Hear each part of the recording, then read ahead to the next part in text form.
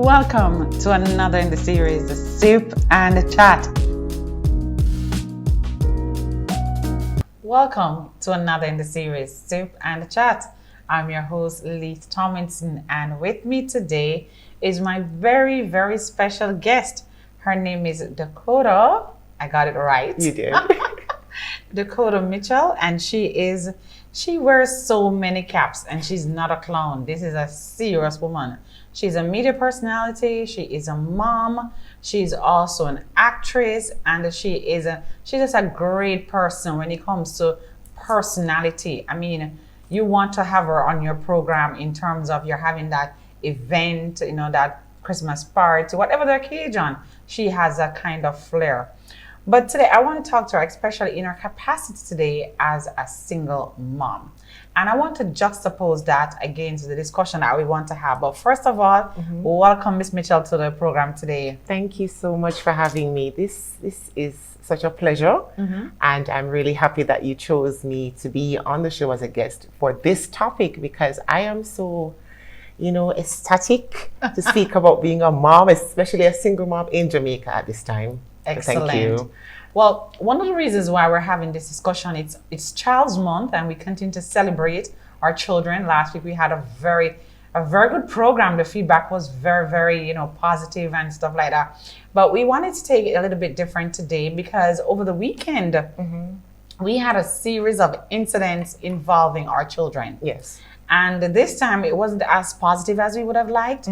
There were so many children that were involved in school conflicts, right? I think it was a 16-year-old boy that stabbed another student, A female yes. student, and she died.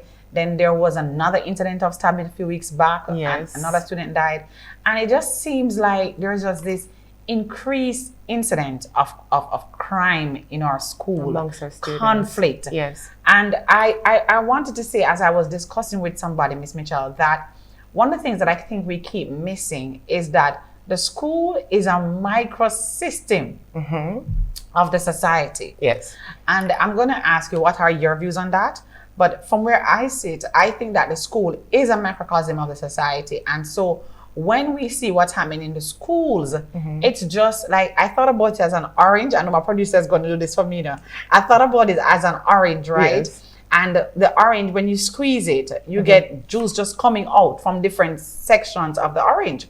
So the society is like the orange, and the underbelly are the juice represents coming from the underbelly, the different things that are happening in the society. That's true. So one of the things that I want to discuss as well is how the way in which we keep addressing issues in the country.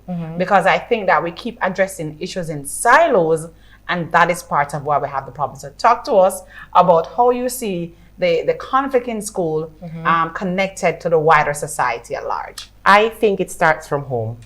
So the school, like you said, is really just an extension of everything that we're seeing with these students are stemming from how they're raised, the community, the culture, the generation, and all of that. So speaking of the orange, as an example, the juice that we're seeing coming from that orange is from what was happening at home. And when we squeeze that, we're seeing whether the good attitude, the bad attitude, the anger, the forgiveness, the loving, all the manner of expressions and things that the students go through or the children go through is from what is stemming from home. So the school being the outer rim of the orange is really what we're seeing from the children growing up. So the school can do so much and no more, but we as parents from home need to pay attention from there if we want good, if we want bad, if we want indifferent. Excellent. One of the things that, a lot of people say everything we go back to the Bible, but this scripture is so profound. It says, train up the child in the way that he should grow, and when he is old, he will not depart from it. And I know that for some people, they think that, oh, you're fanatics. Everything you go back to scripture and we say it's spiritual. But Solomon could not have gotten it any better and stated it in any other way. What we see in our society today is that we see a level of recklessness, a level of callousness and a level of carelessness. Lawlessness too. And lawlessness. And when it comes to parenting, what we find is that because some people say because children are having children, but I did a little research, and a lot of the children, we have a lot of teenagers who are having children, but that's not a new phenomenon. True. Where I think the gap is that there is less accountability to being a parent. Yes. Than there was back in the older times. Yes. Because a lot of persons back in the days, their parents had them when they were probably 15 and 16. So teenage pregnancy is not a new phenomenon. But what I find is that these younger parents, they still want to still be 16 and 13 and they're not in the mood to be a parent as yet. And some of the so-called grandma too, they're not in the mood either. The grandmas are not in the mood either. They're not. Right? They're not. So back in the days when grandma would say, okay, bring them to me and I will rear them, and the community raised that child, right? And felt a sense of responsibility. No, grandma said, listen, not time for that. I don't have any time for that because I have to go to this party too. And I have to go to that. So it's really a lot that's happening in the society. And I always said this, that the fathers have eaten the sour grapes and the children's teeth are on edge. Yes. So what children are really manifesting in today's society, and it's something that we'll have to take account of, is what they see happening in and around. Because I said this morning that no, back in our days when children used to fight, right? It was probably a pencil, or you get a box or a thumb. No, it's stab. It's a full world war that's happening now. And you speaking about the lawlessness and all of that what the children are going through. Listen, I may not that old, but I have little raise the children in the way they should grow, and when they grow old, they never depart. Because you see, my mother and my grandmother. Right. Listen, I was speaking to a friend of mine the other day, and I was saying, I mean, children know what I talk about. At 16 and 17, I talk about boyfriend and girlfriend in public, so, like in public, it's a norm. It's an award. You know, it's an accomplishment. You're on that bus stop and they're showing public display of affection and all of them. Something that when I was growing up, I could not do that. Right. Because just the thought of say a boyfriend. Look here, I don't even want to complete the thought because my mother, and I think what happened too, I want to make this very clear that it wasn't that people didn't have boyfriends at all. Yeah, but we couldn't make it so. But there was this level. I think there was this level of fear and respect. That for person, respect, right? For person and for family. Yes. You know, because whatever you were doing was, you know, you went to school to do well, but you did also for your family. Yes. You tried to succeed, but you did also for your family. Yes. And there were instances when you actually felt that you had to do well because you're going to be the generation breaker. Yes. Of the poverty and everything that existed around you. And if you didn't do well, not only did you disappoint yourself, but you disappoint your family. But in some instances, I think that level of value and self-worth and so on is just gradually eroding in our society. It's lost. You see, conflict has always been a major part of society. Yes. Because we're different personalities.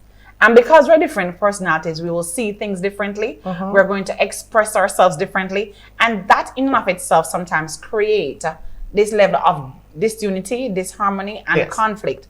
But peace is not the absence of conflict. It is the ability to handle conflict by peaceful means. I like that. Repeat that. So it says peace is not the absence of conflict. It is the ability to handle conflicts by peaceful means. So it means therefore that even if you see somewhere that looks so harmonious, it doesn't mean that there was a conflict. Yes. What it means is that possibly conflict existed, but the way in which it was managed is what gives that different image. You know, I like that. So one of the things that I think that has caused conflict is just that we feel that, boy, we have to done the person and we're not letting it go. And we all have to prove a point, you know. We'll have to prove a point that I'm better than you. Yes. Yes. I have shared my story so many times that when I was younger, yes, boy, I used to give a girl my lunch money not to fight me. You were being bullied? I was being bullied. Oh my God. I never understood the term at that time, but as I became older and more exposed, I recognized that's what was happening to me, that I was being bullied. And this is the most embarrassing part, my viewers, that the person who was bullying me was actually smaller than I was. How you feel now? Looking back, I feel so humiliated. But I never saw myself fighting. And and even when this was reported to my mom, because there was a neighbor who saw what was happening to me, and she would intervene, right? And I remember when she told my mom, and my mom said, "What?" And I went to my mom and told my mom, "No such thing." No such thing. And that was out of fear that, if I said something about it, then this would be round 7 or round 10. You're going to be disciplined. I'm going to be disciplined by her, the bully. Yes. So I was so excited when I thought about my common entrance that I said to myself, I am just so hoping that I pass my common entrance for a school that was far away from the environs where I knew I would have seen her. Okay. And fate would have it, I passed for a school that was within her environment. But I'm so excited that I never saw her again. High five. I never saw her again. So anyhow, you see me acting like I'm bad. It's it's not my true thing. But I think, though, that let us look at some of the reasons, some of the examples that we're seeing in the schools of conflict. Peer pressure. We talk a little bit about that. Talk to us about that. Peer pressure has been a thing from before me and you, and will be here after you and I. It has been a thing. But the thing is, just like how society is evolving, everything that happens now is way different from how it was when we were growing up. Because peer pressure for us back then, or let me speak for me, peer pressure for me back then was, you say no a couple of times and then leave you alone. Right. Now, if you are not a part of the crowd, if you're not a part of the crew, you are nobody. And then I want to say something on the peer pressure as well, Ms. Mitchell, because what happens is that if one student gets attacked and they're part of a crew, the entire crew, yes, then because we saw the fracas at the bus park the other day with the students, yes, so even though what the student was from, it was 17 high schools that were involved, yes, and so even though this conflict was between a boy and a boy over a girl. How the other schools get involved? Because if they did not get involved, them would have get ostracized. Right. And it's almost like it's the same thing that would happen in a community where you feel like you have to stand up for those who you can identify with. So it goes back to our point and punctuates it that what we're saying is that what we see in school is a living out, is a manifestation of what the children see in the society. That's true. So another example of conflict, which was mine, is bullying, right? Bullying. Another sense of conflict is academic pressure. All right. So with that note, and you too. With that note, right? You see, so there's a thing called first bride, second bride, third bride, last bride. Okay. Right. So you see, if you're never in the first and second bride, and you're in a third and fourth, no have no mistake, no have no mishap, no have no fight, no conflicts, don't, because that will be placed over your head, right, until you graduate from the school, or until your academia steps up. Right. So you couldn't, if you're dunce, just stay dunce. According to people. To people. One of the things about academic pressure that puts people into a state of conflict is that some people love to tout other people. Yes. So they love to call people like dunce bat. Or zero catch up. I never heard that one. You catch a zero, man. You catch a zero. Oh my, I never heard that one. And so sometimes that person might just feel so intimidated and feel like, listen, all right, so let me see how your A's will get and your B's that you've gotten is going to defend you when I meet you out the road later. But Mrs. Tomlinson, look at what's happening now. Back then, it was like a crying shame for you to be called or referred to as dunce. In 2024, we're in the bag.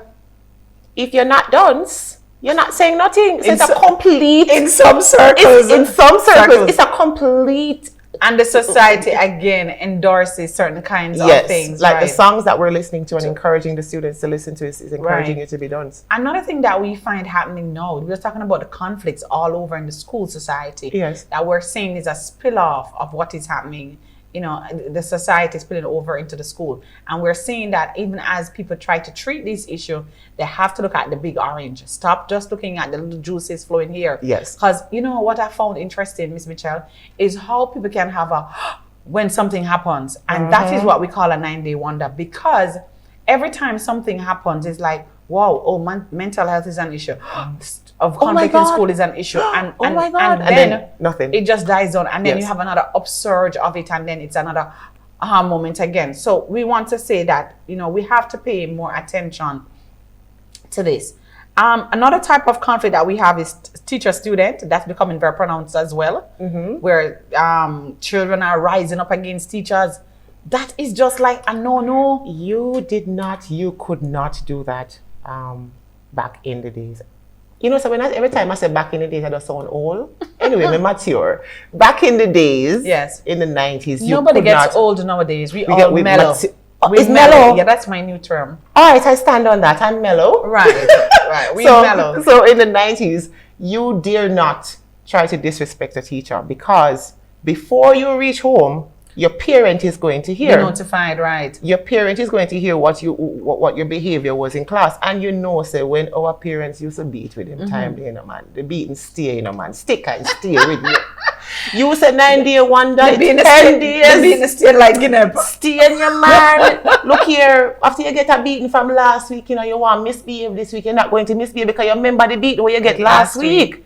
But what I found interesting too, because I had a preliminary discussion this morning with someone, and what I found interesting is that the government has intervened, right, to even legislate when parents, which they do have a point though, when parents beat their children in a way that is considered abuse. Yes. Fine. Yes. Because we know that some of these parents, when them get cross, angry, miserable. Yes.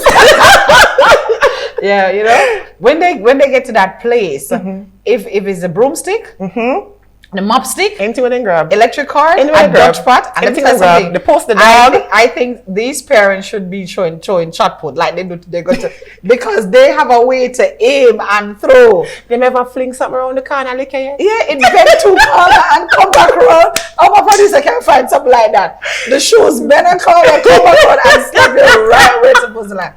But the point is that we need to understand that we legislate these laws, and these laws are used to help to keep the parents in check. Yes. But I think, and I want the legislators to hear me today, I think what they should also legislate is how people have their children and don't care about them. Yes. And I've heard of situations where parents go to school to inquire how their children are doing.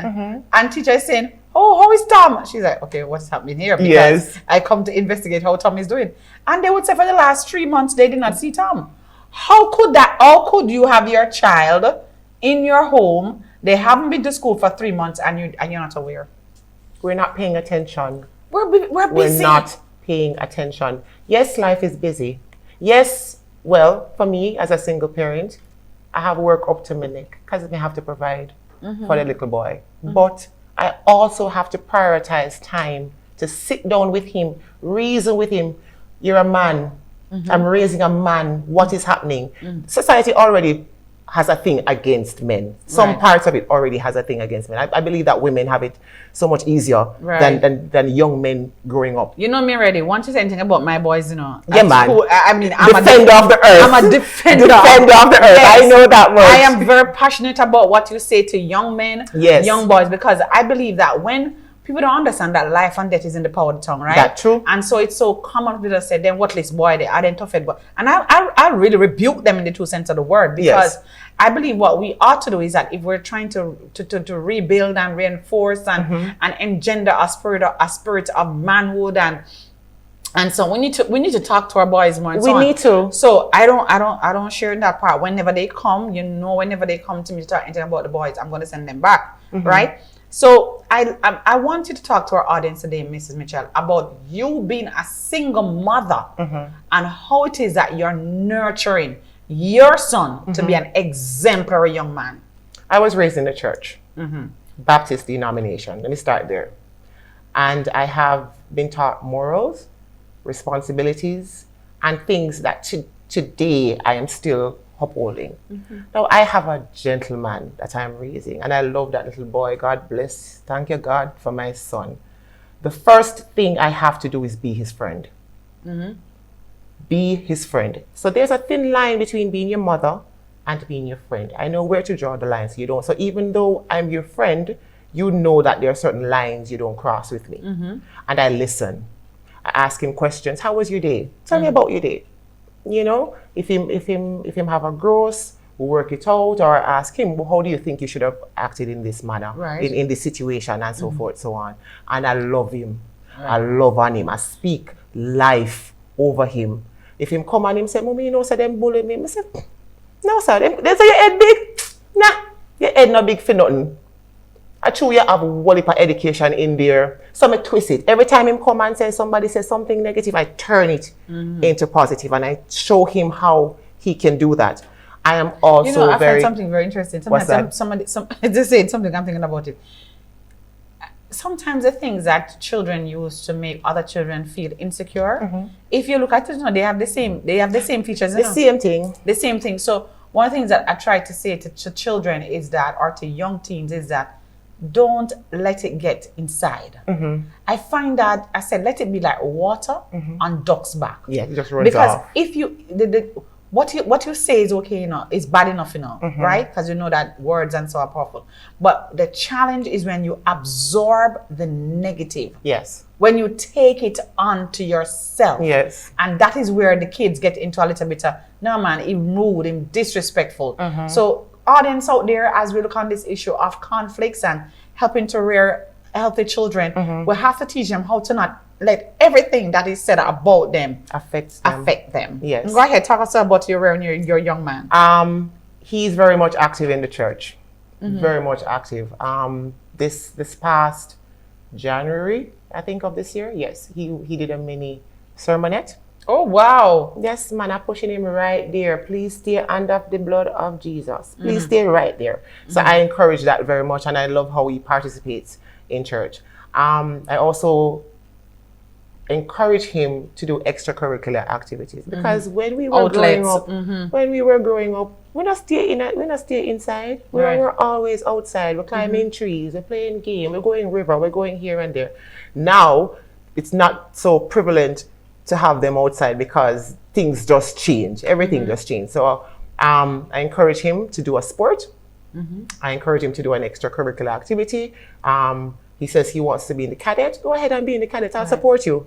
The next thing is support. Support. So if today you come to me and you say you want to play basketball, all right, son, let's go play basketball. Mommy, tomorrow I want to play cricket. All right, sir, let's go play cricket. Mommy, I don't want to play cricket. I want to play football. All right, let's go play football. As much as it may sound and come off as the child is indecisive, now is the time to be behind him. Because a lot of times they're finding finding themselves. So what I'm hearing you say, Miss Mitchell, and I want to endorse it to the audience today, is that as we're celebrating Child's Month, we know that there are lots of books on parenting. Yes. But initially, when we become parents, nobody really teaches us how to be excellent parents. It's an on-the-job. It's an on-the-job activity, right? But thanks to programs like Sip and Chat, and to my host and my guest here today, Ms. Dacoda Mitchell, who is saying to us that we need to speak to our children. We need to listen to our kids. And most of all, when we say be their friend, we don't mean you're going to compromise, you know. What we're saying is that because they have a friend, what they don't tell you, they tell somebody else. That's true. We want to position ourselves in a space where our kids know that, listen, you can come to me. Yes. You will have other people that you tell stuff, but when it comes to those things that matter, you want to come to me. Yes. And every now and then, you be childlike like them, cuddle up in the bed with them, throw the pillow ball. Fight. Yeah. You know? I mean, if they're into Korean, whatever they're into, try to understand what it is about. Yes. Because a lot of times, you know, what I find, even we're going to have another program on this whole screen babies. Yes. And by screen babies, I mean these babies who are spending all of their times on gadgets. Yes. Their best friends are somebody they've never met before. They talk about these people that they don't know. Robots. Right? And then for us, it's like, it's so good because, they don't bother me. They just stay in the room with their tablet and so on. But that's a problem too. It is. Because the children are not learning how to connect. Yes. And when they're on these social spaces, everything looks so instantaneous and everything looks so so right, Yes. so to speak. But we have to get back to the place where we become parents once again. Yes. You know, we interact with our kids and we take responsibility. I want to also look at the whole management of, as we're about to wrap up, boy, well, time flies. So let us just summarize 10 things that we think are very important in terms of, you know, maintaining a harmonious relationship in the schools. Talk to us. Love. Wow. Let's start with that. Love. We are lacking love. You know? Even though there's also like a four-letter word, powerful. Yeah, man. Love. Love. Oh my God. We're lacking love. The next thing is, you said it earlier. I think passive listening is so important. Yes, we have to listen. We listen passively, but we don't listen actively. That is it. A lot of people there, the children are talking to you, but you're doing 100 things. And trust me, those kids know that you're not listening. You're not paying attention. You're not paying Yes. attention. It's best for even a few minutes out of what you're doing. Say, okay, I'm all ears. Yes. You know, talk to me, and then you know you do what we call responsive, where you say, am I sure I'm understanding what you're saying? Yes. So you show them that you're engaging in what is happening, right? We have to do that. I think we need to also use neutral languages to avoid conflicts as well. Yes. And those stereotype. Children from down there, so from the lane, from the avenue, the Not come out for nothing. right? The stereotyping can cause a conflict. And again, I want to emphasize the use of common ground. Yes. Something happens. What is the common ground? You know, what we're quarrel for? We come from the same community. Yes. We have to start establishing common grounds in the conversations. Yes. So it doesn't seem like you're trying to. You correct me, and I feel like you're trying to belittle me. Yes. You understand? But because Ego though, you know. oh Lord, that is another story by itself. Ooh. Right. But we really want to commend, as we're wrapping up, we really want to commend our guidance counselors, the people in the church as a social agent. Yes. And I really want to emphasize what you said, Ms. Mitchell, about trying to make sure that the values of the spiritual values, because there's no other way to find There's no other way. There's no other value system, you know. There's no other way. The truest, if there's such a word, Yes. the most authentic value system as it relates to morals and ethics is found nowhere else that in that 366. Yes. That's where it's found. In the Bible. And I say to parents out there, you can't do it by yourself in this Child's Month, where we're really saying to you here from Spin Chat, you can't do it by yourself, but you don't have to do it by yourself, because there are many social institutions, in particular the church, and Yes. Jamaica has the most churches per square mile. Trust and and those believe. of you parents, I'm going to ask you to say your final words, but those of you parents who continuously go to church and leave the children behind because they're deliberately taking long to get ready, you better carry them in one pair of shoes. Carry them. Carry them with the hair uncombed. Because they're trying to be smart on you. You gotta Yes. play. You gotta show them your game plan. Your final words, Miss Mitchell. My final word to all the parents out there: pay attention to your children. Pay attention to what they do, who they speak to, where they go. Love on them. Remind them every day. Pray for your children. Cover them from the top of them head to the sole of them feet. Be their friend. Be there for them. And trust me, once you teach them all of those things, and teach them respect also, respect to them elders, respect to you, respect to themselves. Once you teach them all of those, trust me, you're going to have an amazing adult growing up. Well, Stephen Chat, when we're having fun, the time goes so fast. But please remember this, that children, they are indeed a gift from God. And on that day, I believe that we're giving account for everything. We're going to have to give an account of how we nurtured that blessing, that life that God has given to us. Yes. The world consists of many different personalities, but we have to choose to encourage the type of personality that we want in our children. Until next time, let us continue to sip and chat. Can we cheers? Yes.